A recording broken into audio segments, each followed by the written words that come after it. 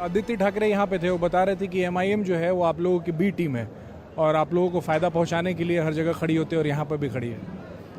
आदित्य ठाकरे को पता नहीं है, यहाँ के शिवसैनिक ये इन लोगों के ऐसे जो औरंगजेब की जो औलादे हैं उनसे लड़ते हुए बड़ी हुई है। हम ऐसे नहीं आए राजकारण में, इनसे लड़ते लड़ते हम बड़े हुए। 38 साल 40 साल उनसे लड़े। हमारी बी टीम ने, हमारे दुश्मन वो है। बी टीम तुम्हारी हो सकती, हमारी नहीं। और यहाँ पे जब मंच से भाषण देख रहा था, काम की बात कम हो रही थी, जय श्री राम के नारे तो बहुत लग रहे थे। तो क्या चुनाव इसी ग्राउंड पे औरंगाबाद में लड़ा जाएगा? नहीं, जय श्री राम तो ये मेन नारा तो है ही है ना, ये स्वाभिमान का नारा है और ये रैली की पूर्व तैयारी है। ये कोई स्पीच नहीं था, ये रैली की पूर्व तैयारी थी। कार्यकर्ता रहते, कार्यकर्ताओं में जोश भरना ये नेताओं का काम होता है और वो जोश भरने का काम सभी नेताओं ने किया है। कितने वोट से आप लोगों को जीत का अनुमान है? करीबन 2 लाख के वोटों से ये संदीपान भुमरे चुन के आएंगे, ऐसा हमारा अनुमान है। औरंगाबाद का नाम संभाजीनगर भी शिंदे फडणवीस के शासनकाल में रखा गया और अब इसका जिक्र कर महायुति के नेता इसे सीधे सीधे मराठी अस्मिता से जोड़ रहे हैं। मोदी की टीम का संदीपान भुमरे को उतारने के पीछे उसी मराठी अस्मिता को जगाने का है। वही भामरे खुद मराठी जाति से आते हैं। हाल में हुए मराठा आंदोलन का असर भी इस इलाके में खूब रहा। महायुति इस सीट से जरांगे पाटिल से पहले मराठा आंदोलन का चेहरा है। विनोद पाटिल को मैदान में उतारना चाहती थी, लेकिन बात नहीं बन पाई। लेकिन शिंदे ने संदीपान भुमरे को उतारकर महायुति ने मराठा कार्ड चला है, जो सबसे ज्यादा उद्धव की शिवसेना को खल रहा है। औरंगाबाद की जनता भी है उनके साथ में। बोलने वाले पागल है। ये क्या है? ये हिंदुत्व नहीं तो क्या है? ये क्या है हिंदुत्व? इनके हाथ में एक हाथ रुद्राक्ष भी है क्या? वो क्या कुछ बोलते हैं अभी। लेकिन समय ऐसा है, अगर मैं राज्य करता हूँ तो राजनीति करने वाला होगा तो और सत्ता पे होगा तो मुझे सब धर्म के लोग मेरे को साथ में होना चाहिए। सब धर्म के, किसी के ऊपर अन्याय नहीं। क्योंकि कसम खाते हैं ना, हम जब शपथ लेते हैं तो ये नहीं करते।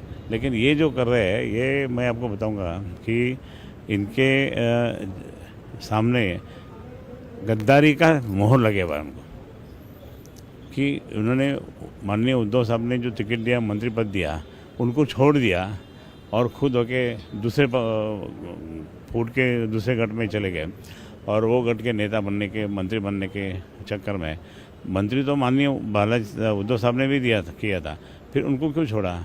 और वो कारण से लोग ये बोल रहे कि इसको जो है ये गद्दार है, गद्दार आदमी को वोटिंग नहीं करेंगे।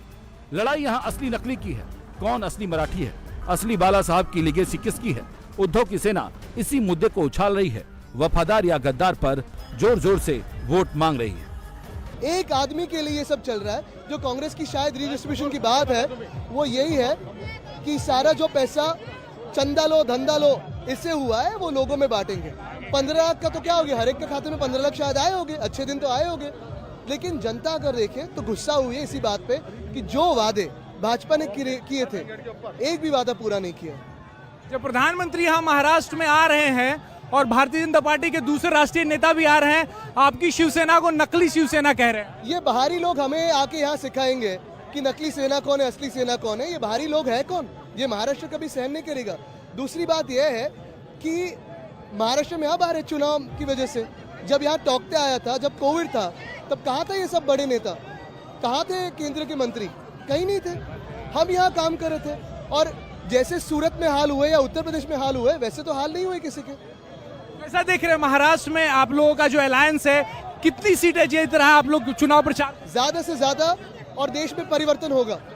अगर हम इस सीट की उद्धव की शिवसेना के लिए मुश्किल सिर्फ वोट का बंटवारा ही नहीं है, चुनौती इस हाल में पार्टी को एकजुट करना भी है। इस सीट से विधान परिषद में विपक्ष के नेता और उद्धव ठाकरे की पार्टी के नेता अंबादास दानवे भी चुनाव लड़ना चाहते थे। दावेदारी को लेकर मामला इतना बढ़ गया कि खैरे और दानवे में बाताबाती तक हो गई। वोटर्स को मैसेज गलत न जाए, लिहाजा मैनेज कर लिया गया। वो तस्वीर आदित्य ठाकरे के रोड शो में भी नजर आई। रथ पर अंबादास दानवे और खैरे दोनों सवार थे, चॉकलेट खिला रहे थे और वोटर को मैसेज पहुंचा रहे थे।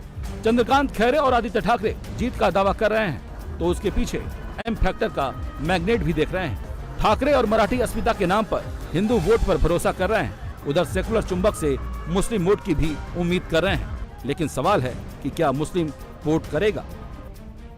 क्योंकि यही चंद्रकांत खैरे हैं जब पहले औरंगाबाद सीट पर चुनाव लड़ते थे तब खान या बाण के लिए वोट मांगते थे, लेकिन अब हालात बदल गए हैं, लिहाजा नारा भी बदल गया है और उनका व्यवहार भी। दोनों की लड़ाई में फिर से पतंग तो नहीं उड़ने लगेगी यहाँ पे? इम्पॉसिबल, पतंग उड़ने वाला ही नहीं, इट इज़ हाईली इम्पॉसिबल। पतंग तो एकदम डाउन हो गया, पतंग के साथ कोई वंचित नहीं, कुछ नहीं।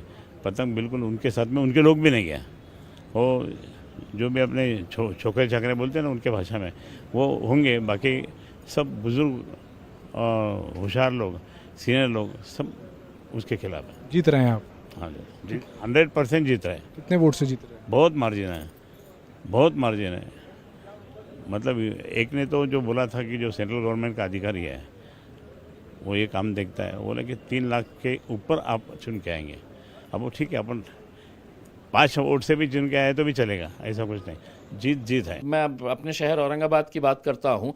पिछला इलेक्शन था मंदिर और मस्जिद के नाम के ऊपर, और जिन्होंने ये इलेक्शन चलाए थे शिवसेना के चंद्रकांत खैरे, आज 30 साल के अंदर पहली मर्तबा उन्हें ईद के मौके के ऊपर ईदगाह में आकर है तो अस्सलाम वालेकुम, ईद मुबारक बोलना पड़ा है। तो ये परिवर्तन क्या है?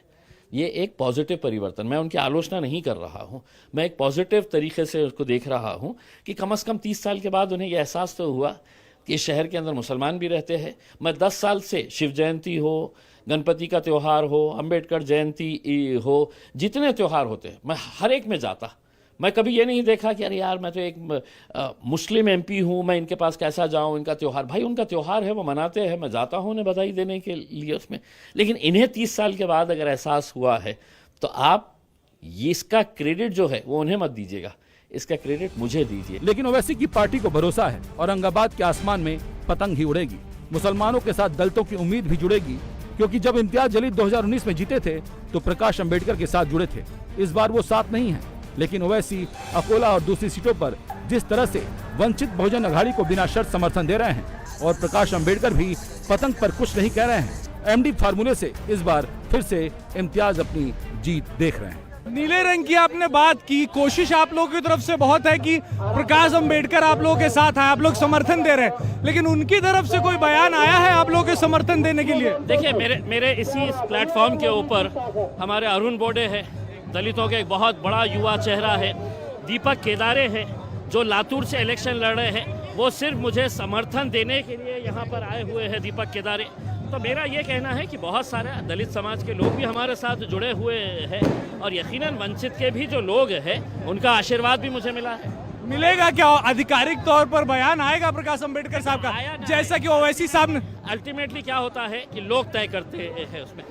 अगर मैं किसी कॉन्स्टिट्यूएंसी में जाकर कहूँगा कि इनको वोट दे और लोग अगर उन्हें नहीं पसंद करते हैं तो नहीं करेंगे, उसमें कितना भी मैं बोल लूँ। तो यहाँ पर आप देख लीजिएगा एक जन सैलाब किस बात की गवाही दे रहा है।